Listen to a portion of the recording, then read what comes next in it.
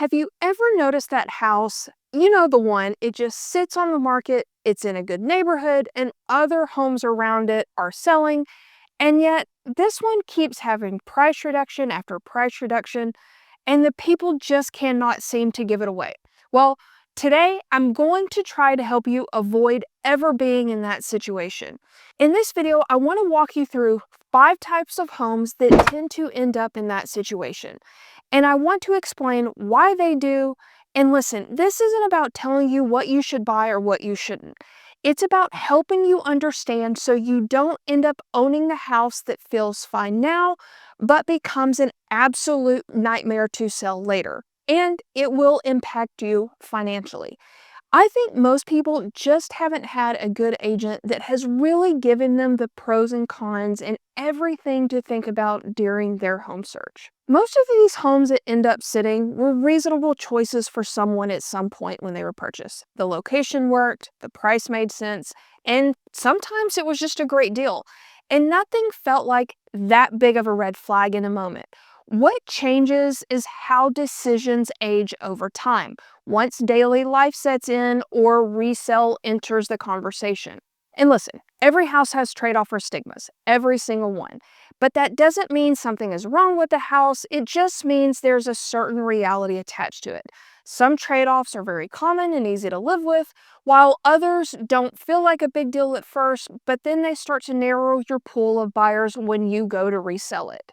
All right, let's get into it. The first type of home that tends to sit is a house with lot issues. And you know the ones I'm talking about. It's the ones with the steep driveways or that has the house sitting at the bottom of the driveway, so when it rains, all that drainage is going towards the house. These are the kinds of things that often get brushed off during a showing, especially when the house itself is beautiful and it checks a lot of the boxes. Early on, this is the type of house that buyers usually notice and they think, it's not a big deal, we can manage it. And a lot of people do, but the issue is how often these things show up in daily life. Steep driveways can affect you day to day in a big way that you may not even think about. So for example, if you have elderly relatives, they can have difficulty getting in and out of the car. Or you're just trying to get groceries out and the door is slamming shut on you.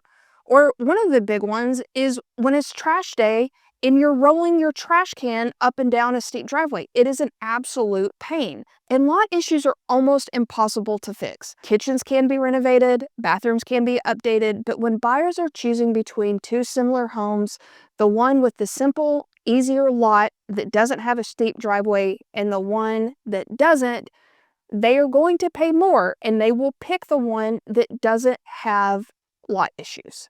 Another big one here in Atlanta, and the ones that often struggle, is homes on busy roads.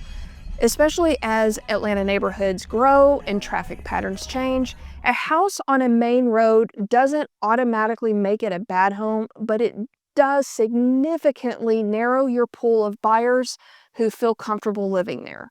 Just taking a walk out your front door can be extremely challenging and outright dangerous. Sitting on the front porch, it just feels different because it's loud. Or here's a big one, pulling out of your driveway can feel extremely stressful every morning, especially during traffic hours. Families that have small children or pets often pause here, even though they love everything else about the house. And listen, some buyers are perfectly fine with this trade-off. Others are not. The challenge is when you go to sell your home, a lot of buyers are going to hesitate and you will lose momentum early on the market. And this is where homes start to sit and price reductions happen. The third type of homes are the ones that are noisy. This includes homes that sit near 285, near hospitals, near industrial zones like you see over there on the west side of Atlanta.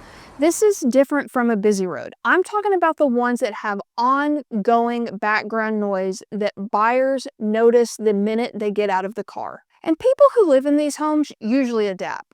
Noise fades into the background over time, but buyers walking through the house for the first time haven't had that adjustment period. They notice the planes, or they notice the sirens, or the trucks, and even if they don't say anything out loud, it affects how long they stay in the home and how comfortable they feel about making an offer. And this is just one of those things that people notice the minute they step out of the car. Noise also affects how buyers imagine living in the home.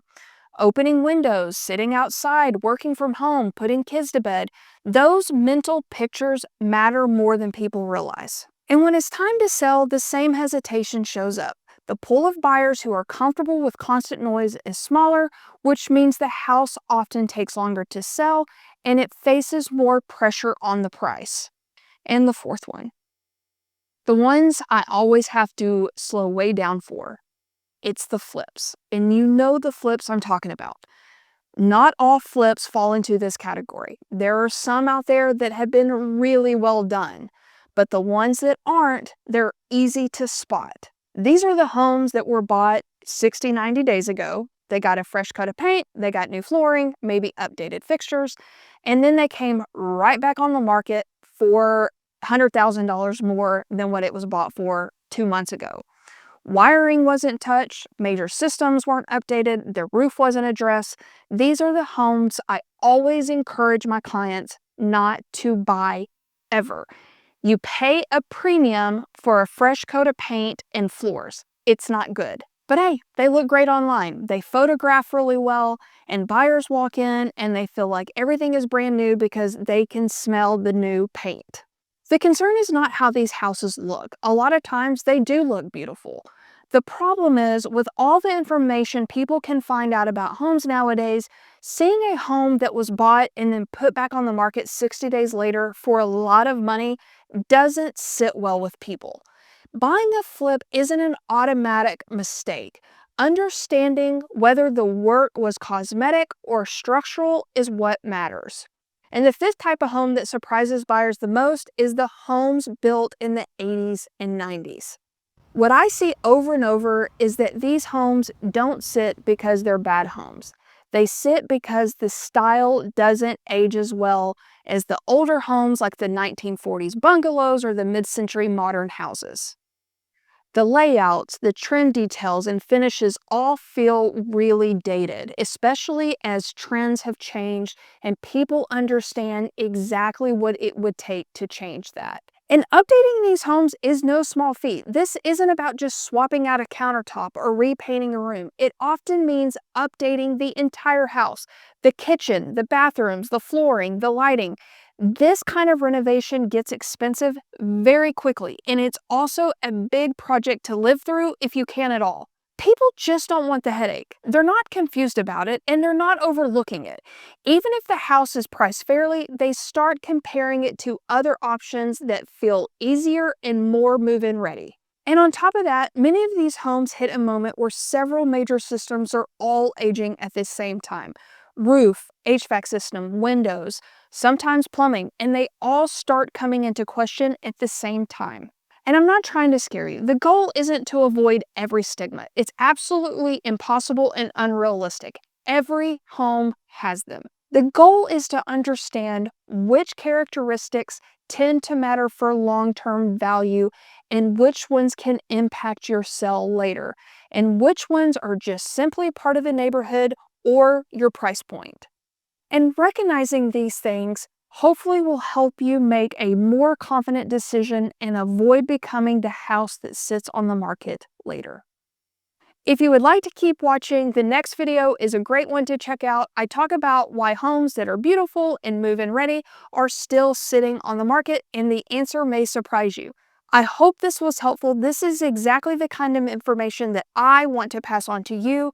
Thank you so much for watching, and I hope to see you on the next one.